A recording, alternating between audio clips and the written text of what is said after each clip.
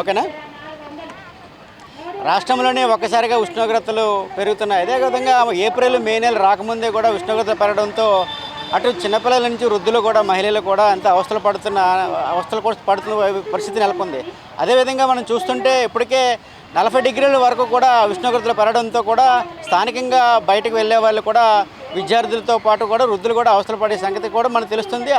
ఇదే విషయంపై మనతో పాటుగా కొందరు కూడా ఉన్నారు. అయితే చెప్పండి, ఉష్ణోగ్రతలు ఉన్నారు, అయితే ఇదే ఎందుకు పెరుగుతుంది ఉష్ణోగ్రతలు, ఎందుకు పెరుగుతున్నాయి, అయితే వాయు కాలుష్యం పరంగా పెరుగుతున్నాయా ఏదనేది విషయంపై మనతో పాటు కొందరు స్థానికులు వాళ్ళతో మాట్లాడే ప్రయత్నం చేద్దాం. అయితే ఇప్పుడు మార్చి మే నెల రాకముందే, ఏప్రిల్ మే నెల రాకముందే ఉష్ణోగ్రతలు పెరిగాయి. దీనికి ప్రధాన కారణం మీరు ఏమంటారు? మెయిన్ అయితే విశాఖపట్నంలో చెట్లు బాగా తగ్గిపోయినాయి సార్. ఎందుకంటే రోడ్లకి డ్రైనేజీలకి చెట్లు కొట్టడం వల్ల అంటే పొల్యూషన్ బాగా, గాలిలో కూడా ఆక్సిజన్ తగ్గిపోయి చెట్లు లేకపోవడం వల్ల ఎండలు విపరీతంగా పెరిగిపోతున్నాయి. అలాగే గాలి కూడా పొల్యూషన్ అయిపోయింది. మనం పీల్చే గాలి కూడా పొల్యూషన్ అయిపోయింది అనమాట. అది మెయిన్ చెట్లు, విశాఖపట్నంలో చెట్లు నాటాలి, పెంచాలి. అది చెట్లు లేకపోవడం వల్ల మెయిన్. అదొకటి మళ్ళీ ఫ్యాక్టరీల వల్ల, విషవాయువుల వల్ల, వీళ్ళ వల్ల ఏంటంటే గాలి కూడా కలుషితం అయిపోయింది. చెట్ల వల్ల ఆక్సిజన్లు తగ్గిపోయింది. చెట్లు లేక విపరీతమైన ఎండలు పెరిగిపోయినాయి. మనం బయట రావడానికి కూడా కష్టమైన స్థితిలో ఉన్నాయి ప్రజెంట్. అంటే ప్రధానంగా చూసుకుంటే ఇదే కారణం అంటారు, లేదంటే ముందస్తుగా ఇప్పుడు మార్చి నెలలోనే ఏప్రిల్ మే నెలలో రావాల్సిన 40 డిగ్రీలు ఎండ ముందుగా రావడం పట్ల కూడా స్థానికులు కూడా అధిక ప్రజలు కూడా అవస్థలు పాలవుతున్నారు. అంటే దీని ముఖ్యమైన ప్రధాన కారణం అని ఎందుకు ఏమనుకుంటారు? మెయిన్ అంటే ఫ్యాక్టరీలు అండి, వాయు ఫ్యాక్టరీలు. ముఖ్యంగా విశాఖపట్నంలో ఎక్కువ ఫ్యాక్టరీలు వేరే నడుస్తుంది అనమాట. దానివల్ల ఏంటంటే గాలి మెయిన్ పొల్యూషన్ అయిపోతుంది. అది దానివల్ల ఇప్పుడు ఏంటంటే ప్రతి దగ్గర రోడ్లకి వీటికి చెట్లు ఫుల్గా నరికేయడం. ఓకేనా. దానివల్ల ఇంకా ఇంకా ఎండలు ఎక్కువైపోతున్నాయి. దానివల్ల జీవీఎంసీ కూడా దాని యాక్షన్ తీసుకొని చెట్లని విపరీతం పెంచి మా విశాఖపట్నాన్ని పొల్యూషన్ తగ్గించాలి, వాళ్ళకి ఈ ఎక్కువ వేడిని కూడా తగ్గించాలని కోరుకుంటున్నాం. ప్రధానంగా మీరు చెప్పండి సార్, ఇప్పుడు విశాఖపట్నంలో ఇప్పటికే 40 డిగ్రీల ఎండ వరకు కావడంతో కూడా బయటకు వచ్చి ప్రజలు కూడా బయటకు వచ్చే పరిస్థితి లేదు. దీనికి ప్రధాన కారణం ఏమంటారు? ఈరోజు ఉష్ణోగ్రత పెరగడానికి ప్రధాన కారణం ఎక్కువ ఫార్మర్ ఫ్యాక్టరీలు కానీ, లేదంటే వివిధ ఫ్యాక్టరీలు కానీ ఎక్కువ రావడం వల్ల ఉష్ణోగ్రతలు ఎక్కువ పెరుగుతున్నాయి. దానికి ఉష్ణోగ్రత పెరగకుండా కంట్రోల్ చేయవలసింది మనం ఎక్కువ చెట్లు నాటాలన్నమాట. ఆ చాలా చెట్లు నరకడం వల్ల ఈ ఉష్ణోగ్రతలు పెరుగుతున్నాయి. దాంట్లో అనుగుణంగా మనం కూడా చాలా తగు చర్యలు ప్రభుత్వం తీసుకోవాలి. ఎందుకంటే మెయిన్ వాటర్ సమస్య అనేది వస్తుంది. ఎందుకంటే మన పట్టణంలో మాత్రం ఎక్కువ మంది వృద్ధులు ఉన్నారు, మహిళలు అలాగే కార్మికులు కూడా ఉన్నారు. వీళ్ళందరికీ కూడా మనకు వాటర్ అందించాలనేసి మేము కోరుతున్నాం. మీరు చెప్పండి, విశాఖపట్నంలోనే బీచ్కి పరిసర ప్రాంతాలు ఉన్నటువంటి విశాఖపట్నము ఒకసారిగా టెంపరేచర్ పెరగడం, ఉష్ణోగ్రత పెరగడంపై మీరేమంటారు? ఇప్పుడు విశాఖపట్నంలో ఇప్పుడు ఈ రకంగా ఉష్ణోగ్రత ఇప్పటికే 39 ఉండడం చాలా బాధాకరమైన విషయం. కారణం ఏంటంటే చాలా దగ్గరలో ఈ రోడ్లు వైపున ఇదివరకు ఏంటంటే చెట్లు ఉండేవి. ఆ చెట్లు కొట్టేసినంత వల్ల ఉష్ణోగ్రత ఆటోమేటిక్గా పెరుగుతుంది. అలాగే మిత్రుడు చెప్పినట్టుగా కొన్ని ఫ్యాక్టరీల వల్ల కూడా వేడి అనేది ఉంటుంది. ఇప్పుడే మార్చిలోనే 39 ఉంటే ఇంక ఫ్యూచర్లో ఏప్రిల్ మేలో కూడా ఇంకెక్కువ ఉంటుంది. దానివల్ల వృద్ధులు కానీ పిల్లలు కానీ చాలా ఇబ్బందికర పరిస్థితుల్లో ఎదుర్కొంటున్నారు.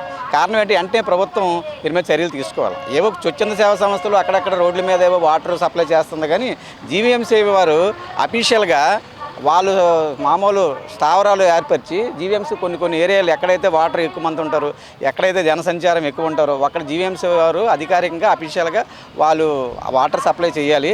వాటర్ సప్లై చేస్తే బాగుంటుంది. అలాగే ఇంకా ప్రధాన కారణం ఏంటంటే ఇప్పుడు బస్సులు కూడా ఎక్కువ పెంచాలనేది నా అభిప్రాయం. కారణం ఏంటంటే ఎండాకాలం వచ్చేసిన తర్వాతను ఈ గవర్నమెంట్ వచ్చే స్త్రీశక్తి పథకం పెట్టించేసి బస్సులు తగ్గించేసినారు. కాబట్టి సామాన్య మానవుడు వెళ్ళాలంటే, ఆటోలు వెళ్ళాలంటే విపరీతమైన రేట్లు జరుగుతుంది. కాబట్టి ఇప్పుడు బస్సులు కూడా పెంచాలి. ఈ ఎండకి బస్సులు పెంచితేనే కొంతవరకు కవర్ చేస్తుంది.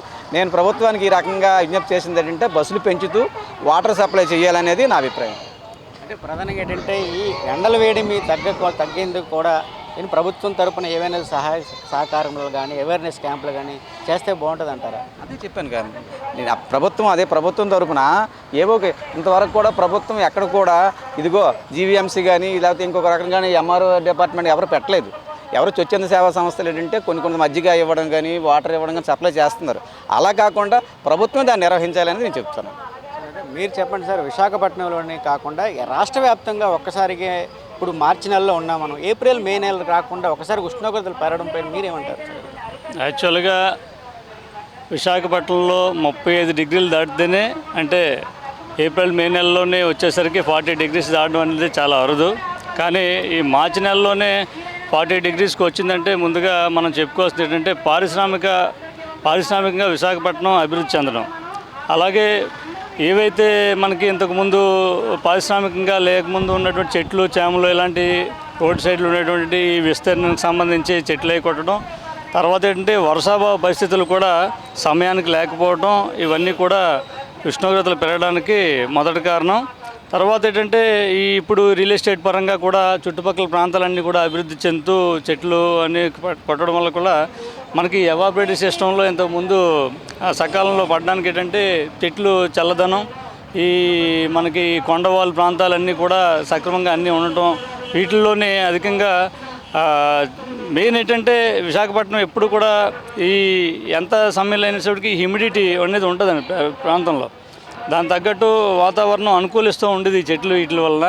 ప్రధానంగా ఏంటంటే ఈ అభివృద్ధి చేపట్టే కార్యక్రమాల వలన ఈ చెట్లు నశించిపోవడం వలన ప్రధానంగా అనుకున్నాం. అలాగే ఏంటంటే ఇప్పుడు ఈ ప్లాస్టిక్ కారకాలు కూడా ఎక్కువగా ఈ భూముల్లోని వాటిల్లోని ఈ ప్రాంతాల్లోని కూడా ఉండటం, అదొకటి కూడా. తర్వాత నీరు పొల్యూట్ అవుతుంది. వాటిలో ఇవన్నీ కూడా వీటి మీద ప్రభావం చూపిస్తూ ఉంటాయండి.